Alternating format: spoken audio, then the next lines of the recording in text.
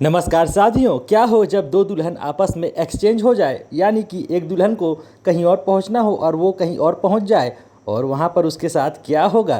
क्या उसे लोग मिलेंगे नेगेटिव, क्या उसका पति उसे एक्सेप्ट करेगा। साथियों, ऐसी ही एक फिल्म आई है लापता लेडीज़, जिसका रिव्यू आज हम करने वाले हैं। नमस्कार साथियों, आप देख रहे हैं SB फिल्म्स एंड मीडिया। मेरा नाम है तेजेश्वर साहू। तो चलिए वीडियो की शुरुआत करते हैं। किरण खान निर्देशित एवं आमिर खान निर्मित फिल्म लापता लेडीज़ एक ऐसी फिल्म है जिसे देखने के बाद बात करने के लिए बहुत कुछ है। अन्य फिल्मों के मुकाबले इस फिल्म की पटकथा में बहुत कुछ है जिस पर बहुत कुछ लिखा जा सकता है।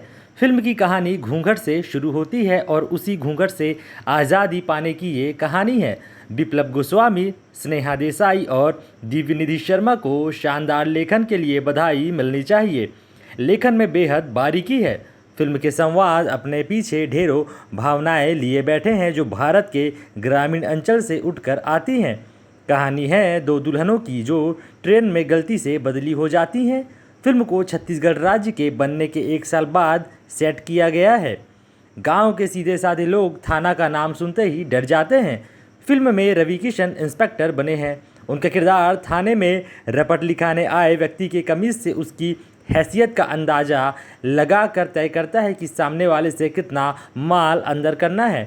मामला लीगल है। वेब सीरीज में रवि किशन के जोरदार परफॉर्मेंस को देखने के बाद इसमें उन्हें रिश्वतखोर पुलिस वाले के किरदार में देखना मज़ेदार रहा। फिल्म में स्पर्श श्रीवास्तव ने बेहतरीन काम किया है। नितांशी गोयल, प्रतिभा रांता और छाया कदम का काम भी ठीक ठाक लगता है। फिल्म में अपने पति से बिछुड़ चुकी दुल्हन फूल को ट्रेन स्टेशन पर सहायता के लिए अच्छे लोग मिलते हैं, जिनमें से एक चाय बेचने वाला होता है। उसे सलमान खान के घर का पता गैलेक्सी अपार्टमेंट अच्छे से याद है। उसे ये भी मालूम है कि शान फिल्म शाकाल के नाम से जाना जाता है। फिल्म में बूढ़े दद्दा का किरदार है जो दिन भर खाट पर रहता है। उसने 35 सालों तक चौकीदार का काम किया था और यह काम उसके रग रग में बस चुका है। इसी कारण वह अभी भी जागते रहो चिल्लाता रहता है। इन दिनों ट्विंकल खन्ना अपने एक बयान को लेकर चर्चा में हैं। वे पुरुषों को अपने हैंड पर्स जितना मानती हैं। लगभग यही सोच फिल्म में मंजू माई की भी है। एक दृश्य में वे गजब की बात कहती हैं। वे बतलाती हैं कि बड़े घर की बहू बेटियां ऐसा नहीं करती। ऐसा सिखाकर लड़कियों के साथ फ्रॉड किया जाता है। बड़ी गहरी बात है।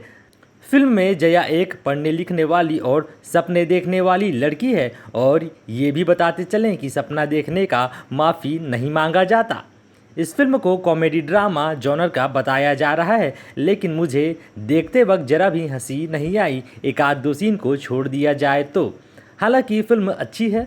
बिग बजट फिल्मों के दौर में लापता लेडीज़ जैसी फिल्में सुकूनदेह लगती है। किरण राव की निर्देशन कैसी है ये आप फिल्म देखकर ही डिसाइड कर लीजिएगा। क्या कभी आमिर अभिनीत किसी फिल्म का निर्देशन किरण करेंगी?